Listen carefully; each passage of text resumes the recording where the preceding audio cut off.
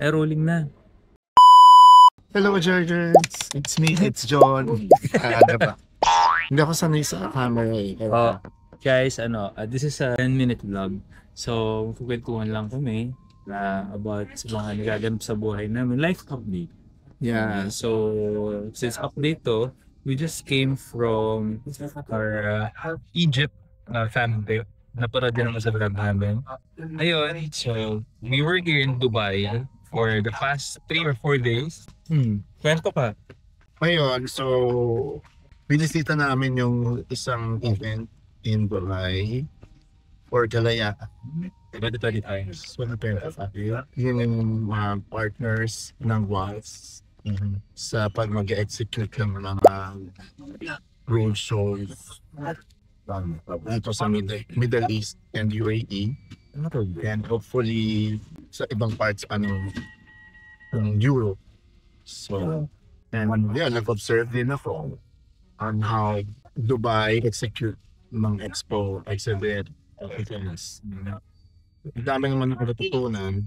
Kasi ang goal talaga nila for this year, maging global talaga yun. But for the past year, it's maging global yung company niyan.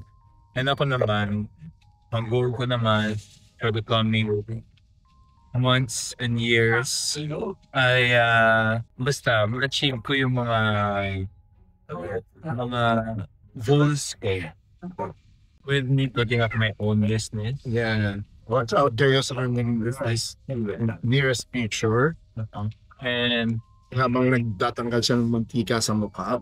gusto ko, Wala akong mantika sa mukha. I've been going global naman na eh. Technically, for the past years, I've been doing trips, collaborating with tourisms of different countries.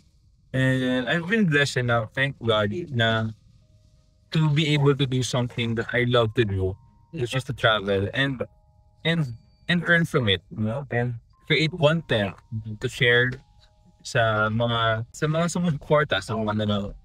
And at the same time, feature mo yung mga food, mga pangkain.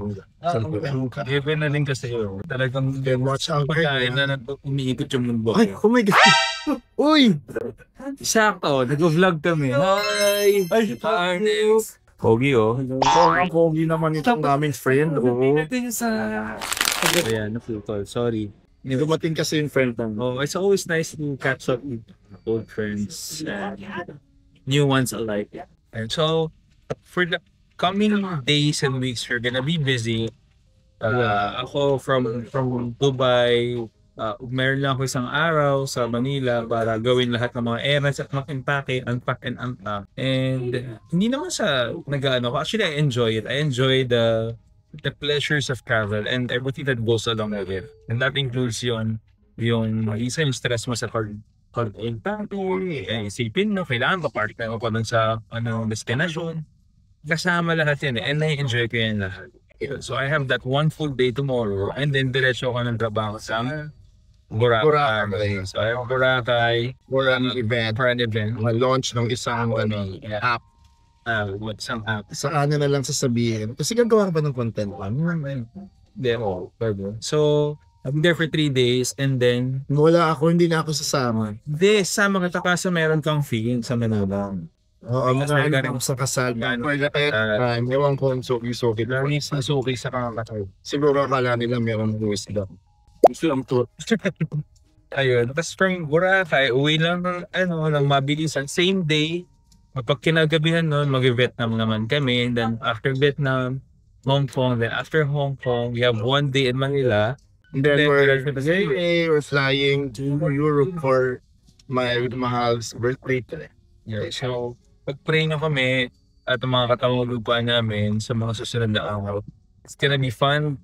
It's gonna be tiring, but also very fulfilling. So knowing that I'll be able to create more content for you guys to enjoy, yun din yung nagiging driving force ko. Lalo na ito, may nag-message sa amin na, Chef, continue to do what you do, na-inspire mo kami, and that leaves me low. And, you know, words of kindness, di tulad na nag-message sa akin na isang araw.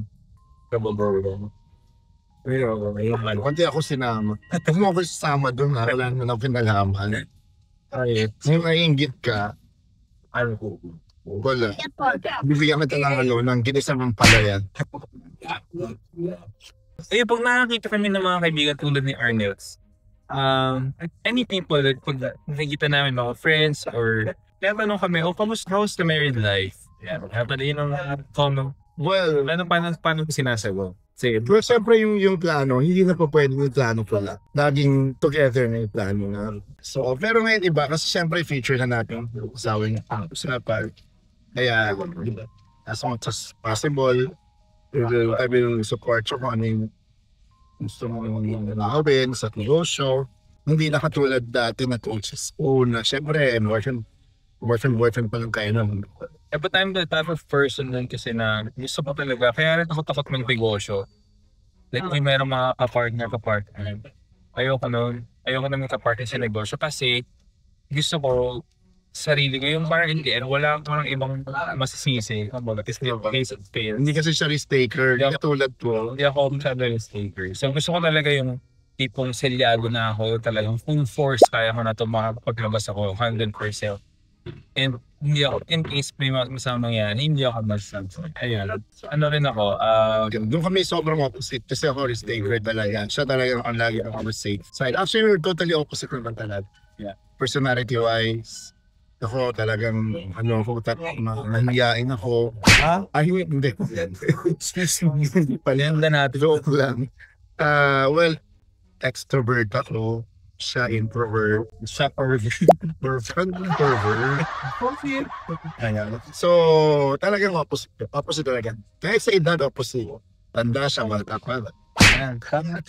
So, pero siyempre, alam mo naman, di ba? I mean, nag-word talaga pag, di ba, remember opposite attracts. Yeah. Ay, sobrang ng S sa attracts. Opposites, attracts. Sa hindi mali. Ano? So, opposite. Kasi nalagay. Ako naman, pag tinatanong ako, going back, yung house married life, kasi ganyan hindi niya pinabalik yung tanong sa siya lang. Eh, kasi naman kayo yung kausap namin, kailangan maibalik ko sa iyo. Anyway, Jerger mo. in case gusto mo malaman, yan, ano na. So, ano ko tinatanong? Ang sagot ko lang, most of the time, sasabi ko, Jeremy House married life. Ganun pa rin naman, it's the same. Ganun. Siguro, if anything, mas naging sweet kami sa isa't isa. Parang nauna kasi sa amin yung sa relationship namin. Ito na yung away-away, lahat. Parang instead of honeymoon stage yung umpisa, yung sweet-sweet lang kayo sa umpisa, diba? Wala talagang ganun, away ka. Away. Kasi sobrang namin different. Feeling ko kaya dahil sobrang kami nag-away kasi marami kami mga differences na tinatry namin pag-i-mesh together. So kaya kami nag-aaway. So ngayon, mas na-figure out na namin yung isa't isa. Kasi parang mas nasa honeymoon stage na kami ngayon. Ngayon namin na-enjoy yung honeymoon stage. So that's how I answer that question most of the time. Yeah. Ngayon namin na na-enjoy yung, alam mo yun na parang kada travel namin lagi kami So, saka ang naiba, nagkakape na kami pareho. Kasi Lala pa kami nung bago, hindi kami nagkakape. Ako nagkakape ako before. Kung gusto ko magkape talaga dati, magkape. Ako nagkakape ako before I met him and then I stopped. Marami ako mga tinigil na bagay, pag-iwosi, pagkakape, pag-inom. Hindi na ako minom naan. Wow. Na yung yosi tsaka yung kape. Yun na lang, occasional na lang. Occasional. Pero kasi araw-araw kasi naman. Yosi May okasyon. Yosi at kape, hinagpo ko na. So, narekindle lang yung love ko for coffee nung Switzerland trip ko na I had to, yun yung sumunod ka sa amin. I had to go up the mountains sa pinakamataas na part ng Switzerland. Isa sa pinakamataas. And then kailangan daw may caffeine or else para mahihiba. Parang hindi mo wala, parang hindi Sabi makita ako magkape. So ever since nun, tuloy-tuloy niya yung pagkape. So watch out kayo dun sa sa susunod na chika. Yeah. Kasi syempre marami nagtatanong paano ba mag-travel. Pero hindi ba kayo napapagod? So bakit? Sa laging tanong. Yung laging tanong, bakit yung Pilipinas parang stopover? Yeah. So may mga travel hacks and tips din kami pwede ibigay sa inyo in the future. But in totality, ang masasabi ko about them, if meron kong trabaho, anong form ko ng work ko, if you treat it na parang hindi siya trabaho, if you really enjoy it, if it's your passion, if you put your heart in, and then it wouldn't feel like work. Yeah. Kahit na minsan sobrang bigat. Ako, honestly, pag yung inisip ko ako nagagaya ako, inisip nila na, ay, bakasyon yan. Hindi na nakikita yung side na nauuna yung camera bago mo ma-enjoy mo yan. Alam mo yung, di ba? I'm always second perspective. Minsan dala-dalawang kamay. Isa kong kamay pang portrait, isa pang landscape, pang YouTube, pang Instagram. Di ba? May static photo pa. Gamit ko yung camera na digital. Ano ang tawag ba? SLR. Oo. Mukhang madali lang gawin. May Pero drone pa. hirap. May drone. Siyempre, first time, ko, experience kasama siya nung Japan. Oh, hindi. Well, lahat naman ng travels niya, nakita ko siya mahirap talaga gumawa ng content. Pero siyempre, di ba, pag may mga deliverables siya, hindi katulad na kung personal trip mo lang, hindi ka masyadong pressured. Pero siyempre, kunyari work trip, siyempre talagang kailangan lahat ng gadgets hawak. Yeah. And bit-bit ko yun.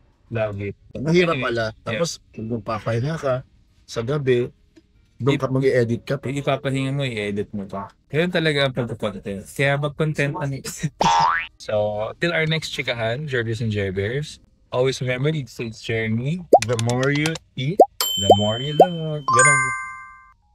See you on our next vlog.